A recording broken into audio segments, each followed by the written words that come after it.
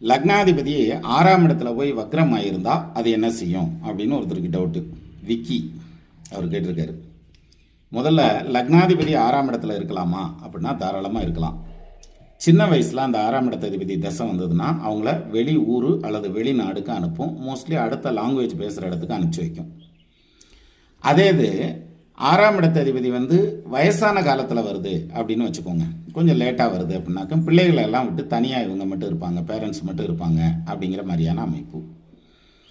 அதே இது அந்த 6ஆம் இடத்துல லக்னாதிபதி நெகட்டிவாக உட்கார்றார், நீசமாக உட்கார்றார் அப்படின்னு வச்சுக்கோங்களேன். அப்போ என்ன பண்ணும் அப்படின்னா நோய் நொடிகளுடைய தொல்லை வர்றதுக்கான வாய்ப்பு உண்டு. அது நீச்சபங்க ராஜயோகமாக இருந்தால் அதுவும் வராது. சரி, இப்போ 6ல் வக்கரமான கிரகம், அதுவும் லக்னாதிபதியே போய் வக்கரமாயிட்டா என்ன செய்யும் அப்படின்னாக்கா நிச்சயமாக இடம் மாறுதல் மட்டும்தான் இருக்குமே தவிர மற்றபடி நோய் நொடிகள் எதிர்ப்புகள் இது வர்றதுக்கு வாய்ப்பே கிடையாது. எதிர்ப்பு வந்தால் ஜெயிக்கலாம்.